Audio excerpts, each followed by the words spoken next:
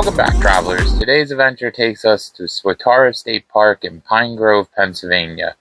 This 3,520-acre state park, located in both Lebanon and Schuylkill counties, located in the towns of Pine Grove, Bethel, Swatara, and Union Township.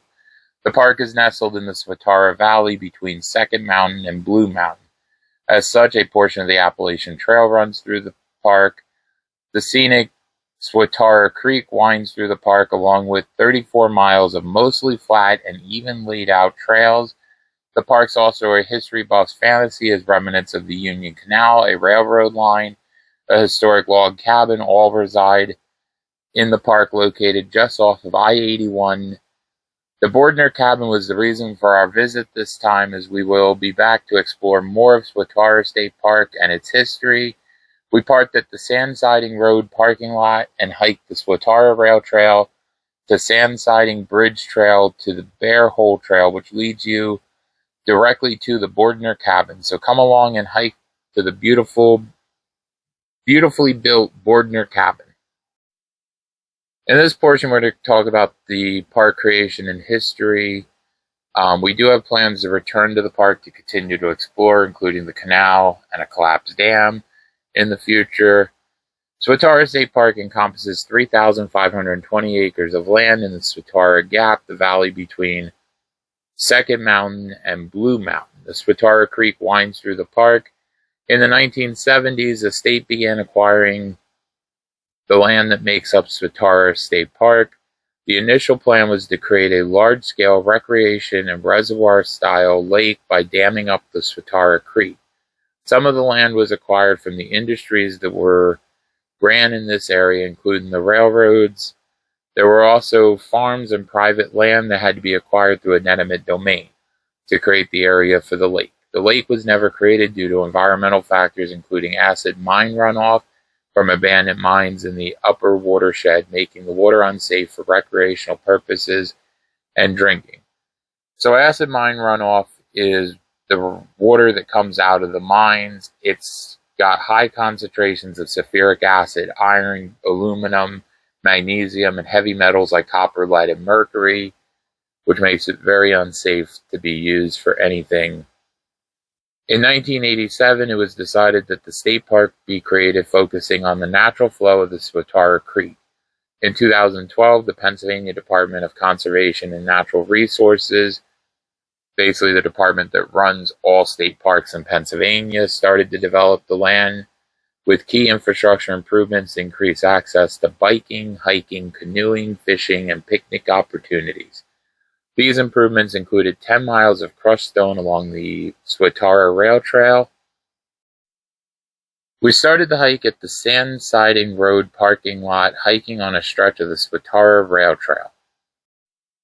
Little history on the railroad that ran on where the rail trail currently is. The rail trail was created from an old railroad bed that ran through the valley and transported coal from the mines further up.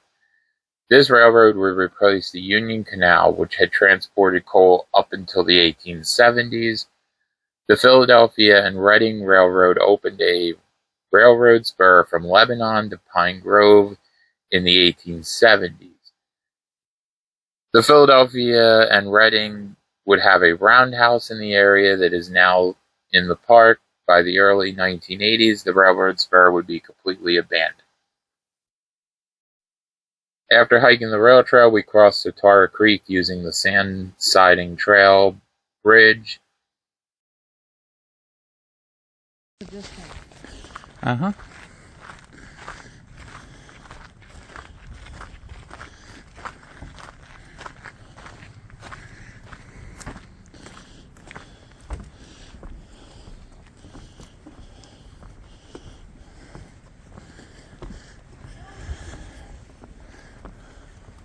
I think it's kind of shallow.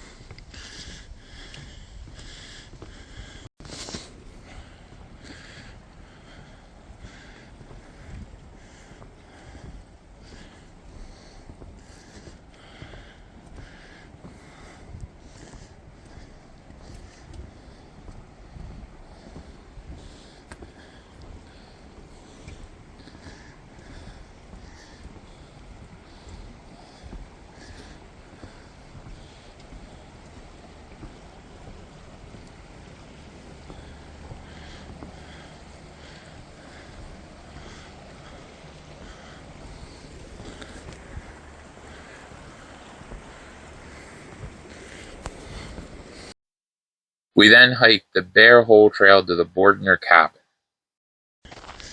So, little history on the Bordner cabin. The Bordner cabin is located right next to INQUARIES Falls and Ratlin Run. The cabin is compared to Frank Wright's Falling Water, located in the Ohio State Park area due to the waterfall and the wraparound porch that's been built. The cabin was built in 1939 by local high school teacher Amar Bordner and some of his shop students. The cabin was built using locally sourced stones and lumber, and due to this, it fits in nicely with the surrounding creek and forest. In the 1970s, the government attempted to seize the cabin using an eminent domain. Mr. Bordner fought back through the courts. After a lengthy court battle, the park did get the property, but Mr. Bordner was allowed to remain an occupant of the cabin until his death. Following his death in 1994, the cabin was leased to the Boy Scouts for a few years. After the lease with the Boy Scouts ended, the cabin fell into disrepair and was saved from condemnation by locals as part of the Swatara Water Association. The association completed repairs including a new roof, the removal of the windows and utilities, and installation of rails to prevent falling in 2015.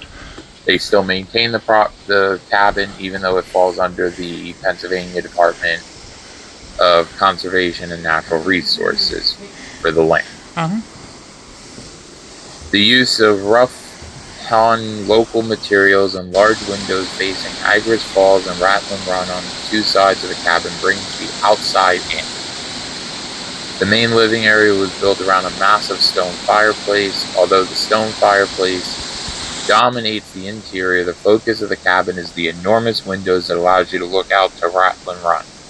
The first floor includes a kitchen area behind the fireplace, a drafting room, and a bedroom. The second floor has an interior balcony overlooking the first floor, great room, and a loft bedroom. This interior balcony also allows you to see out the huge picture windows that show Ratlin Run and the falls.